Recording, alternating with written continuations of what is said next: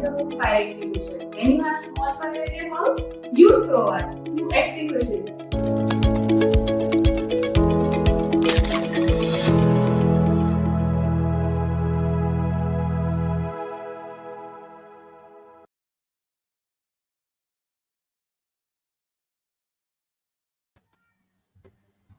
Hello and welcome to the Outside View presented by Throwwas. So, some tough fights and an intriguing day of cricket is what we witnessed on day 5 of the Commonwealth Games 2022. To discuss that further, I have alongside me our experts Mohit Shah and Yash Lahoti. Welcome both of you to the show. So let's start with the first game that we witnessed yesterday. It was England and South Africa. South Africa did make a few changes there in their batting order. We were talking about it, discussing about it. Laura Wolfart came into bat at number 3. Shabnam Ismail got those early breakthroughs with the ball.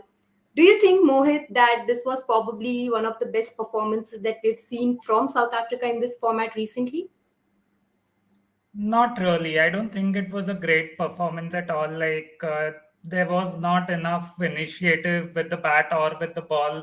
It was a match that they could have probably won, especially considering England were 90 for 5, 90 odd for 5. And we have been talking about how with Sophia Dunkley moving to the top of the order, there's like a very good opportunity for opponents to target that number 6, number 7 batters for England. Amy Jones hasn't been in good form. Catherine Brunt hasn't really batted much this year, and she hadn't really had a substantial knock in international cricket for some time now.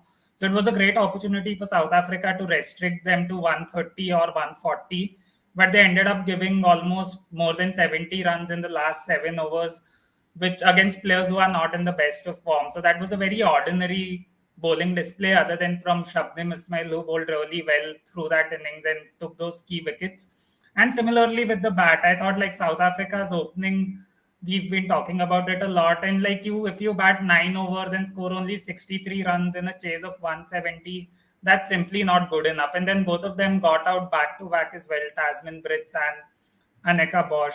And again, it was the same problem. Like even if you push Chloe Tryon up to number 4 or Laura Wolfart to number 3, the equation was already out of hand by then, because these are good bowling lineups, be it New Zealand or England. You can't expect a batter to come and start striking at 150 right away, even somebody as good as Chloe Tryon. They can maybe do it for 8, 10 balls and then they will eventually get out, which is what happened in both the matches. Once there was a run out which came about because of the scoreboard pressure, and yesterday, obviously, Catherine Brunt bowled a very good ball to dismiss her. So I think South Africa will be very disappointed, because neither have their strategies been in place, nor has the intent been there from their side the way it should be in a major tournament. A lot of things for South Africa to deal with, but in the preview, we were discussing who's the player to watch out for, and Yash predicted it to be Catherine Brunt. With a bat, she came up with that fiery knock of 38 runs, 1 wicket as well, as Mohit rightly mentioned it for us. Are you happy, Yash? Uh, I'm sad for South Africa that, as Mohit mentioned very rightly, not a great performance. They could have done much, much, much better with the bat and with the ball. With the ball, if you're giving it to Jones and Brunt, who are not in form, who haven't done anything with the bat in the year, that means you have done something very much wrong. You have not planned against them. Like if you would have even seen their dismissals this particular year, you would have known that there are these 10 different ways that they are getting out, and you could have tried that. You didn't do that. So that is one major issue I saw there with the ball, and then with the bat again. Like you cannot have Bosch and Brits opening in a T20I, at least not in the form that they are currently. Like 9 overs, 60 runs, and you have basically lost that game because you needed 110 in the next 10. So you basically told that, okay, we are not here to win. We just want to save our wickets. Like England was 167 for 5 after 20, and that too after being 90 for 5.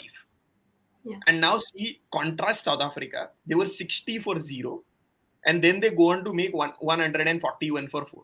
Like it doesn't make any sense. Like you didn't even try. The thing which we were talking about, the Asian teams, that they don't try. This is the same situation what England did. Brunt, of course, I am happy because Yes, she herself retired from Test cricket to concentrate on the white ball formats, and she's doing exceptionally well. Like a lot of people were saying now, Prant should retire, but see her performances, and you don't think that she should retire now. See, yeah, with the bat, then with the ball, it was actually an easy option for me. That okay, choosing Brunt, you can never go wrong. I didn't know that she's going to perform that well with the bat, but that has been because South Africa were very poor with the ball. And that's what led to their defeat by 26 runs against England. And the second game, we saw Sri Lanka and New Zealand. Sri Lanka, of course, we always keep talking about their key bowlers, their captain Chamari Attapattu. But yesterday, indeed, they came up with a good bowling performance. 3 wickets for Inoka Ranavira there, and 2 wickets for Roshadi Ranasinghe as well. They restricted New Zealand to a total of 147. Do you think, Mohit, they had a chance with the chase there? Because that 147, maybe considering the batting woes of Sri Lanka, it looked difficult, but certainly with the ball that the performance they displayed, they could have, just come up with the bat and also win that game for the side. Exactly. Like you said, with their batting woes, 147 was slightly more than they would have wanted. But I think they were excellent in those first 18 overs. They gave away just 120 runs, and then Leah Tahu, like played a blinder, scored a very quick fire 20. But 147 is a total that we've already been seen being chased down in this tournament. So while it was a little high for Sri Lanka, they definitely could have like attempted it in a better way and gotten much closer. Like a 45 run defeat in a T20I is a huge margin. And again, like we saw what we've been seeing for a long time, like it's Soshadi Ranasinghe and Inoka Ranvira who are doing all the heavy lifting with the ball. The other bowlers do their jobs and support them well. So I wouldn't really want to fault their bowlers because they've been quite good right through this season, be it against Pakistan or India or in this tournament.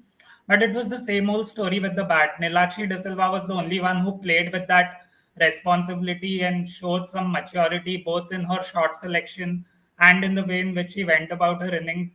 I think Chamari Attapattu, for one, would be extremely disappointed with the way she got out yesterday. We've seen how much passion she has, the kind of standard she sets, but she simply hasn't been at her best in this tournament. And yesterday's dismissal in particular would really disappoint her. And even somebody like Hasini Pereira or Harshita Madhavi, they are young, but they have played a lot of international cricket. And these are the tournaments where you want these people to stand up. Like we saw it with England, like somebody like Alice Capsey's come in and like made 2 game-changing contributions already in this tournament. So you want your younger players to shine and make that difference in these big tournaments. So I think the loss is okay. Like Sri Lanka obviously are the lowest ranked side in that group, and nobody expects them to like win all 3 or even 2 matches. But the margin of defeat against a team like New Zealand, which is also very young and inexperienced, is what would probably be hurting them. Yeah, and Chamari Attapattu's form is definitely hurting Sri Lanka there. This was about what happened yesterday. Today is also going to be interesting. We're going to see Australia and Pakistan lock horns with each other in the first game. To talk about this contest, I would just want to come to you, Yash, to know how this process works because only the tournaments are changing. Australia's domination isn't changing. They have 2 victories in 2 games now. What, according to you, are the factors that define a team's success at an international level? It's very simply put. Australia have the best domestic structure. Right. Like when Georgia Wareham was out, you actually had competition between Alana King and Amanda Jade Wellington that who's going to replace her. The same situation cannot be told about any other side in this world. Like you go to any side. Like for example, we saw that Doughton and Dizelli getting retired from international cricket. Imagine the same happening in Sri Lanka. Chamari Attapattu saying that, okay, I'm done for the day. I don't want to play for Sri Lanka anymore. I'll play the T20 leagues. The team will be nothing. Like you don't have replacement options because you don't have a strong domestic structure. At the same time in Australia, you're fighting for those spots. Now I'm actually worried what is going to happen with Georgia Wareham when she returns. Because Alana King has basically cemented that place. Amanda Jade Wellington is in that 15. Whenever has got an opportunity, she has shown that what she can do. So there is enough and more competition at the domestic level.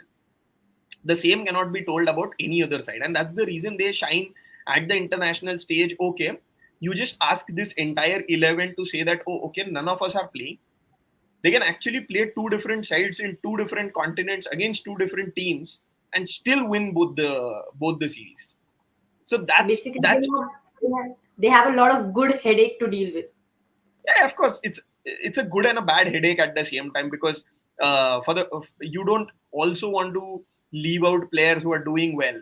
So it's Yeah. kind of a bad headache, because see, once Wareham returns, once Tyler returns, once Molyneux returns, it's going to be very troublesome for Lanning, for the new coach. That who do we play? And you also feel bad that, oh, okay, these players are good enough, but we still can't have them in our 15, or we can't have them contracted because you have a limit on the contracts as well. And we've seen other different players coming in and standing up for the side on different games. Even if 3, 4 players are having a bad day there, you have players who will come and do the job for the side. So tell me one player from Australia, Yash, that you're looking forward to watch today. This is It's very very tough, difficult, but but yeah, certainly. yeah, this is very very difficult. But I'll just go with Alana King, or whatever she's doing. Like once Yeah. she's entered Ireland and England, once she's entered that UK, and the way she's just performing, I just feel that she's the one player to watch out. Definitely. Career best T20I performance in the last game. Definitely she's one to watch out for. But speaking of Pakistan there, the Bisma Maroof led side, what according to you, Mohit, is how do you rate this Pakistan T20I side? Because we've been speaking that probably Pakistan's T20I setup is more good as compared to other formats. So how do you rate their T20I side and what are their chances today if they have to in any way dominate Australia? As for chances, I don't think they have any chances, unfortunately, against this Australian team. But coming to your earlier question of their T20I side, I think their bowling side is very good. Like it's a bowling attack that can trouble most batters. Like only the really top class batters like Smriti Mandhana will be the ones who will be scoring at a strike rate of 150 against this bowling lineup, because be it Anam Amin, Diana Beg, Nidadar, Fatima Sana, all of them are very intelligent bowlers. They have a fair bit of experience now. Even Fatima has been around for 2, 3 years, and Bisma Maroof is a good captain. Like she makes really good plans. Like in the match against India, the bowling plans were good, but like if you step out to somebody like Anam Amin and hit her back over her head for six, obviously she has to do something about it.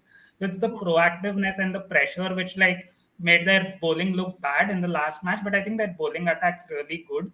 But their batting is a big concern, especially if Nidadar is not in that top six, because like we were talking earlier, also just because of probably their batters are more suited to the 50 over format because they like playing risk-free cricket. Like Munib Ali is the one batter who always shows a lot of intent. Her strike rate also is not very high, but she takes those risks. Like last match, we saw third ball, she was down the track trying to hit Renuka Singh Thakur off her length. So that is what you want to see. And same with Aisha Naseem. As soon as the spinner bowled shot, she hit it away to the mid-wicket boundary for a four. So you want Yeah. to see more fearless cricket from Pakistan because they have nothing to lose. And somebody like Bisma Maroof should probably just go out and play the way she used to when she was a teenager without any pressures and everything, because I don't think you need an anchor in T20 cricket, even for a team like Pakistan. It's better if you like show that intent and get out for 10 of 7 balls like Aisha Naseem rather than like score 12 of 30 balls, because that just sucks all the momentum out of the innings and puts a lot of pressure on the batters that are coming in next. So I think Pakistan should just look to play fearless cricket. It's okay to get bowled out for 80. There's no point like playing 20 overs and scoring 110. So just take those risks, and yeah, you have nothing to lose. You can't go to the semi-finals and you don't get to play Australia very often, but you will be playing them again this year. So this is a Yeah. good opportunity to make an impression on the Australians as well, that we are here to compete and we are not a team that you can defeat easily or take lightly. On that note, Just, tell us who's. just, yeah, just to add, I feel Aisha Naseem should open. Nida Dar Yeah. should bat at 3 or 4, and Diana Baig should be the one finishing the innings, because she has sixes in her radar, which Pakistan has not used to the way they should have been using. So if they are Right. using these three batters at their right positions, that is the only chance Pakistan can go for a 140 or a 150.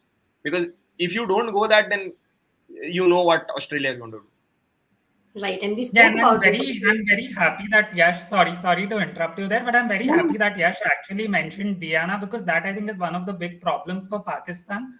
They simply don't get the best out of Diana, the batter or the bowler, because if you see their matches, she very rarely bowls her full spell, even when she's like one of the most economical bowlers.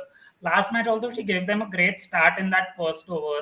She bowled really yeah. well, but then she only bowled one more over, I think. So, like, I think Pakistan need to get more out of Diana Big, because she's a player who wants to be involved in the action all the time. And like Yash said, like, there's no harm. Throw her in at number 4 also. If your top two have batted 10 overs, at the most she'll get out for a duck. But if she scores 20 of 8, you get like some really good momentum. So I really want to see them use Diana Beg better. Certainly nothing to lose for Pakistan, but a lot to gain if they have any chance to dominate the proceedings. And that would be something that going on in the minds of Bisma Maroof and the Pakistan setup. But talking about the other game, it's going to be India versus Barbados, a virtual quarterfinal game.